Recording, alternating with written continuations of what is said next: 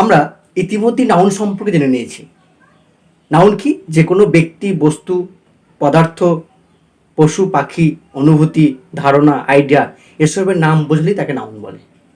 কিন্তু একটি প্যাসেজে বা একটি প্যারাগ্রাফে বা কথা বলতে গিয়ে এই একই নাউন বারবার ব্যবহার করলে সেটা শুনতে অড লাগে, ইরিটেটিং লাগে, অ্যাবসার্ড লাগে।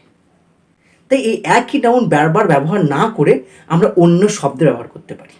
Hello viewers, welcome to Yadav's English class, where English is made easier for you. তো আমাদের আজকের ক্লাস একই নাউন বারবার ব্যবহার না করে তার পরিবর্তে যে শব্দের ব্যবহার করি আমরা, সেটা হলো প্রোনাউন। তো এই ক্লাসে আমরা প্রোনাউন সম্পর্কে জানব। তো সর্বপ্রথম দেখে নেওয়া যাক প্রোনাউন কি, হোয়াট ইজ প্রোনাউন। প্রোনাউন, এই প্রোনাউন শব্দটার মধ্যেই এর মানেটা বলা আছে।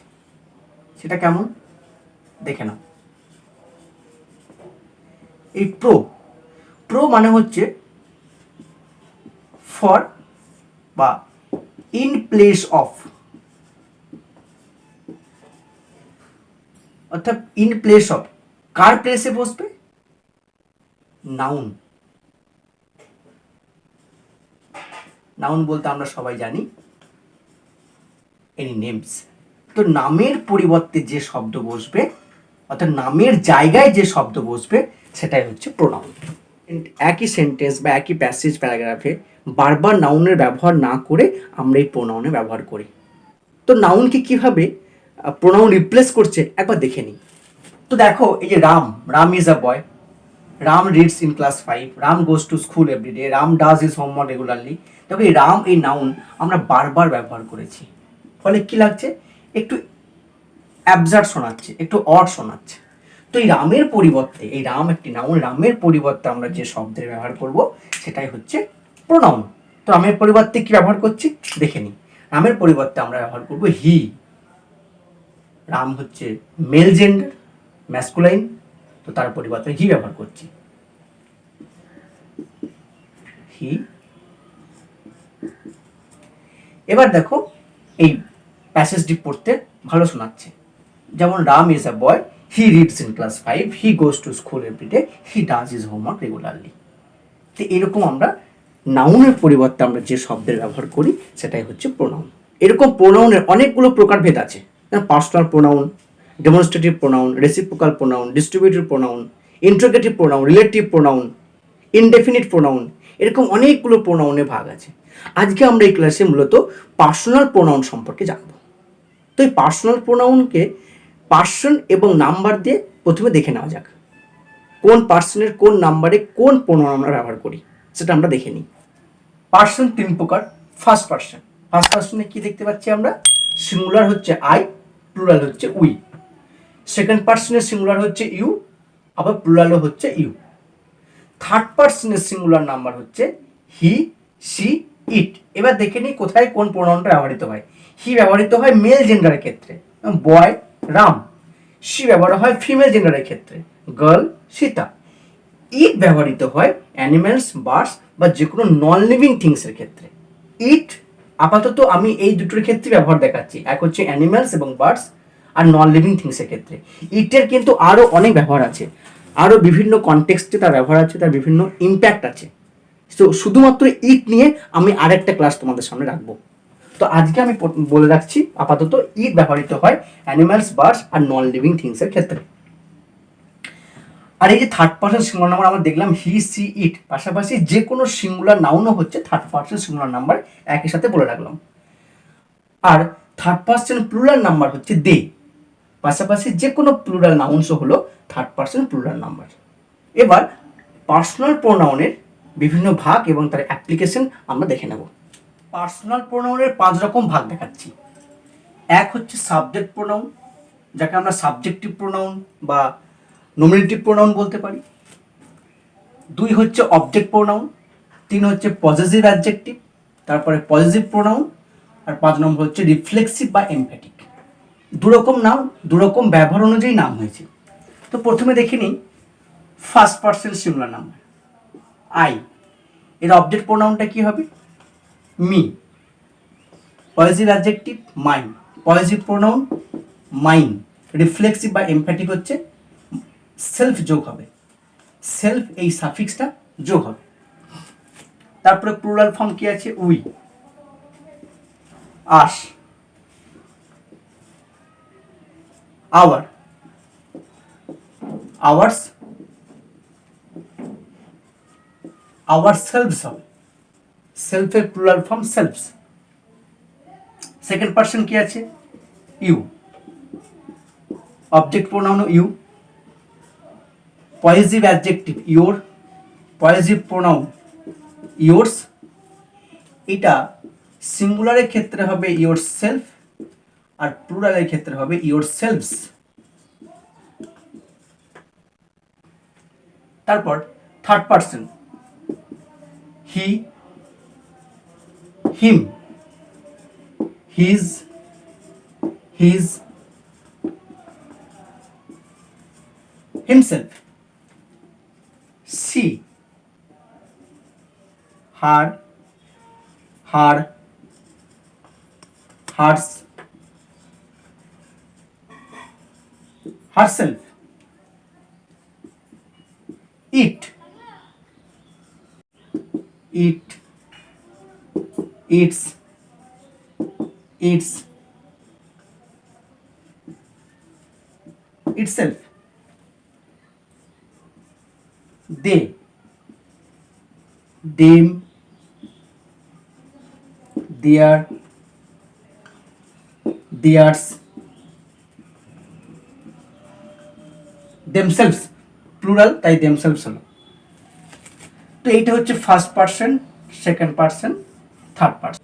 তো এখানে আমি পার্সোনাল প্রোনাউনকে 5 ভাগে ভাগ করে দেখালাম। এবার এই প্রত্যেকটা ভাগের তার ইউসেজ কি আছে, অ্যাপ্লিকেশন কি আছে সেটা আমি দেখাবো।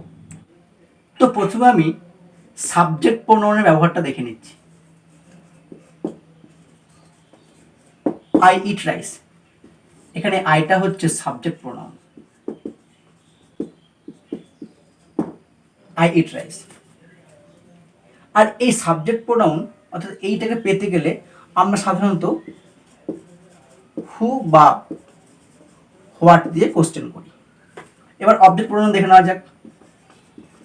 মাই father has bought me a dictionary. এখানে মিটা হচ্ছে অবজেক্ট প্রোনাউন। আমরা অবজেক্ট বার করতে পারি ভার্বকে হোয়াট, হুইচ, হুম এইসব দিয়ে কোশ্চেন করে। এবার দেখে নেওয়া যাক পজিটিভ অ্যাডজেক্টিভ আর পজিটিভ প্রোনাউন। এই পজিটিভ অ্যাডজেক্টিভ আর পজিটিভ প্রোনাউন ব্যবহারটা খুব ভালো করে দেখবে।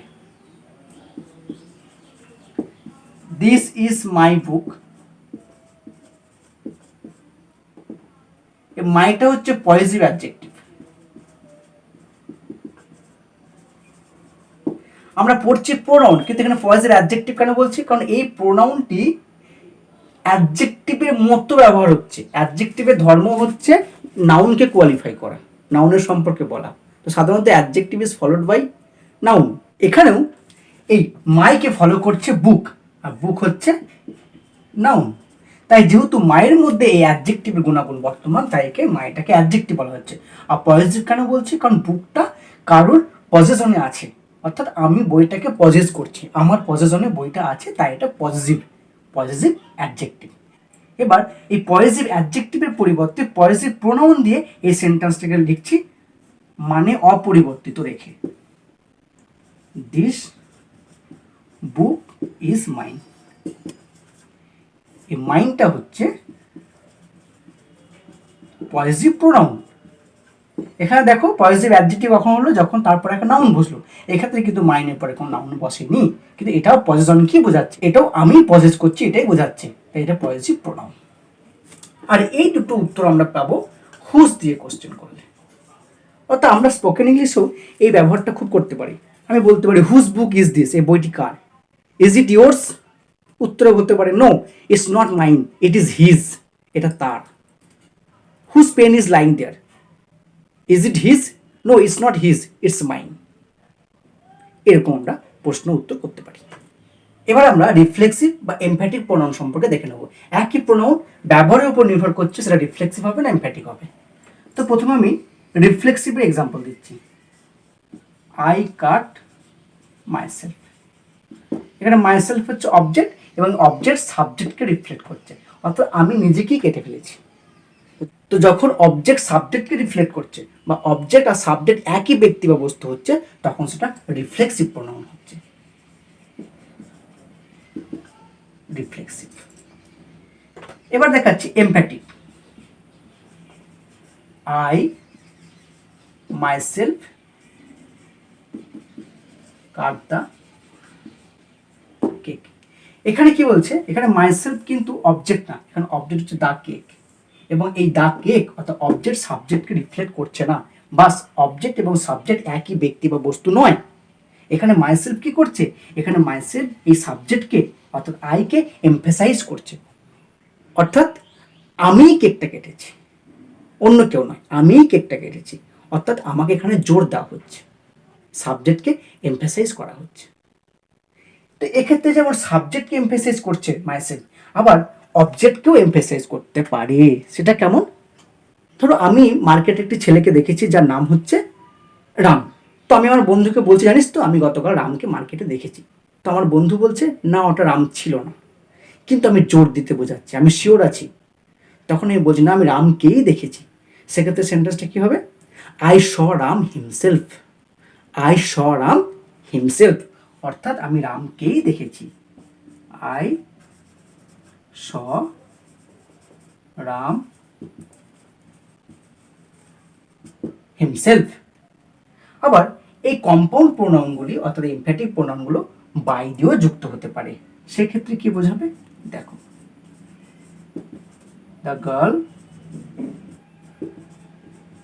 In the park by herself, অর্থাৎ মেয়েটি পার্কে একাই বসেছিল, অর্থাৎ অ্যালোন।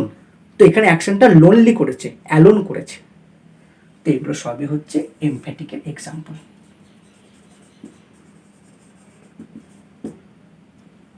এবার এই প্রোনাউন নিয়ে একটা ইন্টারেস্টিং বিষয় দেখে নেব, যেটার দ্বারা আমরা একটি সেন্টেন্সের ভুলকে ডিটেক্ট করতে পারবো, কারেকশন করতে পারবো। সেটা কি দেখে নিই।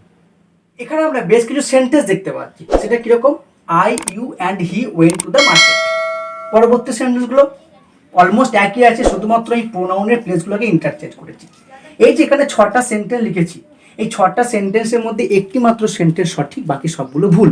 তো সেই ভুলটা আমাদেরকে ডিটেক্ট করতে হবে এবং সেটাকে কারেকশন করতে হবে। সেই ভুলটা কি দেখে নেওয়া যাক। সেটা হচ্ছে, আমরা যখন 3টে পার্সনই অর্থাৎ first person, second person, third person, 3টে পার্সনের সাবজেক্টকে যখন আমরা পাশাপাশি লিখব, তখন তার একটা নির্দিষ্ট অর্ডার আমাদের মেনটেন করতে হবে, একটা নির্দিষ্ট সিকোয়েন্স আমাদের মেনটেন করতে হবে। সেই নির্দিষ্ট সিকোয়েন্সটি হলো 2-3-1 অর্ডার। 2-3-1 অর্ডার অর্থাৎ সঠিক অর্ডার আমরা এই শেষ সেন্টেন্সটিতে দেখতে পাচ্ছি। Second person, third person, first person. তো যখন আমরা একের অধিক পার্সনকে পাশাপাশি ব্যবহার করব, সবসময় 3টে পার্সনের পাশাপাশি নাও থাকতে পারে।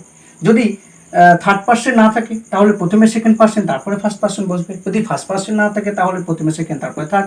যদি সেকেন্ড পার্সন না থাকে প্রথমে থার্ড তারপরে ফার্স্ট পার্সন। মোট কথা এই 2-3-1 অর্ডারটা মেনটেন করতে হবে। আবার এই হিয়ের জায়গায় থার্ড পার্সন, এখানে হি আছে, হিয়ের জায়গায় দে থাকতে পারে বা যে কোনো নাউন হতে পারে। আয়ের জায়গায় উই থাকতে পারে। 3টে পার্সনে থাকতে পারে, 2টো পার্সনে থাকতে পারে। পাশাপাশি থাকলে এই অর্ডারটা মেনটেন করতে হবে। তাহলে দেখা যাচ্ছে এখানে যে 6টি সেন্টেন্স আছে তার মধ্যে একমাত্র এই সেন্টেন্সটি সঠিক, বাকি সবগুলোই ভুল। তো এরকম পরীক্ষার প্রশ্নে এরর ডিটেক্ট করতে বললে, এরর কারেকশন করতে বললে এই 2-3-1 অর্ডারটা খেয়াল করতে হবে।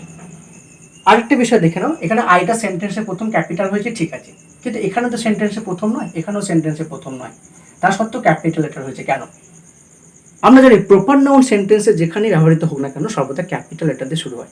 ঠিক তেমনই আই অর্থাৎ ফার্স্ট পার্সন সিঙ্গুলার নাম্বার, এই আই সেন্টেন্সে যেখানেই ব্যবহৃত হোক না কেন এটাও সর্বদা ক্যাপিটাল লেটার দিয়ে লিখতে হবে। তো এই ছিল আজকে প্রোনাউন নিয়ে ক্লাস, যে ক্লাসে আমরা পার্সোনাল প্রোনাউন সম্পর্কে জানতে পারলাম। তো দেখা হবে পরের ক্লাসে, ভালো থেকো, বাই।